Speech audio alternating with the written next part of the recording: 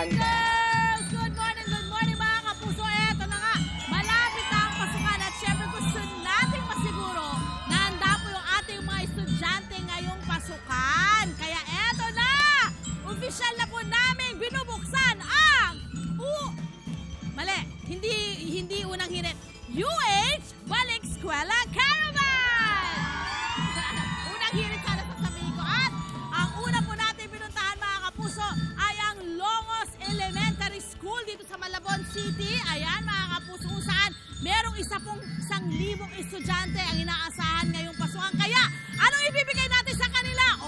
Meron po tayong libreng repair ng mga shoes and bags, repair ng uniform, repair ng mga payong nila. Siyempre, nag-uumpisa na ang tagulan. At ang pinakabongga, notebook recycling. Ilang po mga estudyante naman dito ay mabibigyan ng school supplies mula po naman sa Kapuso Foundation. Kaya tumutok lamang po kayo sa iba pang impormasyon at kasayahan dito po sa Malabon City. Mula pa rin po sa inyong pambansang morning show, ang Unang Oy, mamaya mga kasama ko pala si Bong Palang at Pau Pau, kaya abangan niyo kami.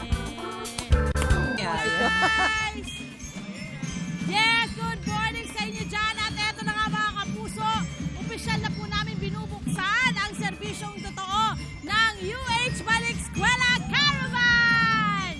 At syempre ngayong umagang ito, ang pinuntahan po namin ay ang eskwelahan ng Longos Elementary School dito po sa Malabon City mga kapuso. Karamihan po sa mga estudyanteng nakikita nyo ngayon dito mga kapuso, may mga nakobit-bit na mga sira-sirang bag, may mga sapatos, iba pang gamit sa eskwela. Kaya naman po ngayong umaga mga kapuso, yun ang kagandahan nun.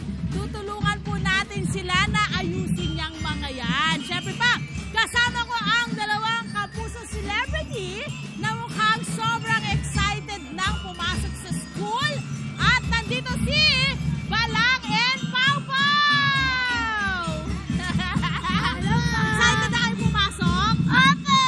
Yan! At syempre ngayon, tutulungan natin yung ating mga, ang cute, tutulungan natin yung mga bata na merong kailangan para sa pasukan. Okay, so umpisahan na natin.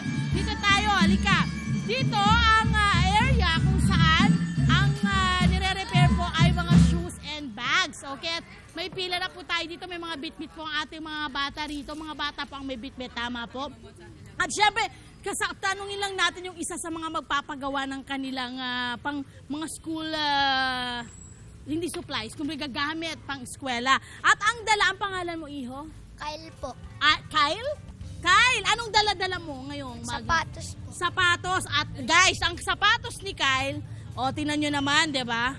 Wow, ngumingiti sa ilalim. Sa ilalim ngumingiti, okay? So Kyle, ilang taon mo nang ginagamit yung sapatos mo? 2 years po. 2 years old na yan. So kahit nasira, sinusuot mo pa rin.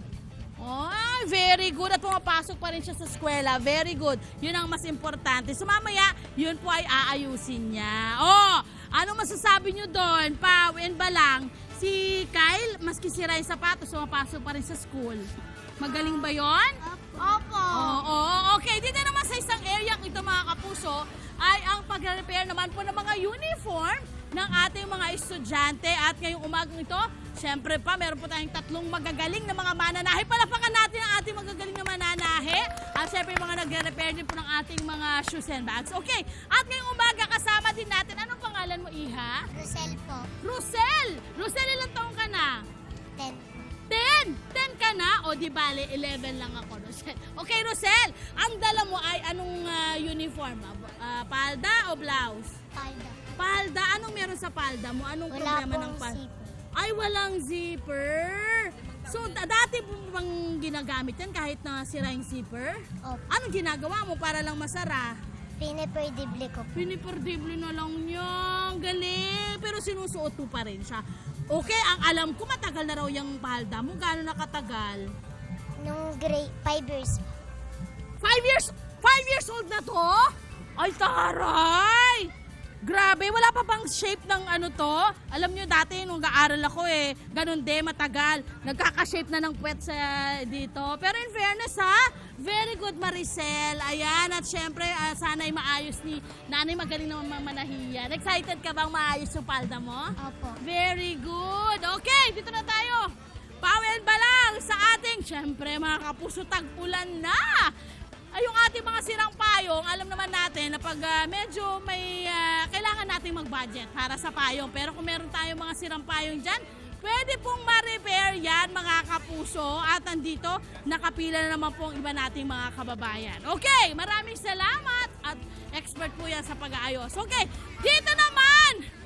Siyempre pa mula sa Kapuso Foundation, maraming salamat Kapuso Foundation. Makikita naman natin mga nakapila yung ating mga bata rito dahil isa sa pinakakailangan ng mga estudyante ngayong pasukan ay siyempre pa yung mga schools and bags, school supplies at mga bags mga kapuso. At naka-importante po talaga sa mga bata yan, no? Dahil sa pamamagitan po nito mga kapuso, yung ibinibigay po ng Kapuso Foundation, nahihikayat ang ating mga anak o mga bata na mag-aral. At sa mga nanonood mga kapuso, pwede ho kayong magpaabot ng tulong sa GMA Kapuso Foundation para mas marami po mga estudyante at mga bata ang matulungan nila. Lalo yung mga liblib na lugar guys, pinupuntahan po nila yan mga kapuso. Yan po, nakikita nyo sa inyong mga TV screen kung saan po ninyo pwedeng ipasok ang inyong mga donasyon. Please go and donate para marami tayong matulungan. Okay, mamaya mga kapuso, marami pa po kaming ibibigay sa ating mga estudyante dito sa Longos Elementary School. At kasama ko pa rin po sa inyo dahil ngayon mamaya-maya aliwin tayo ni Balang at Pau-Pau. Dahil ito todo nila ang paghataw kasama ang mga bata ng Longos Elementary School. Dito pa rin po yan sa inyong pambansang morning show.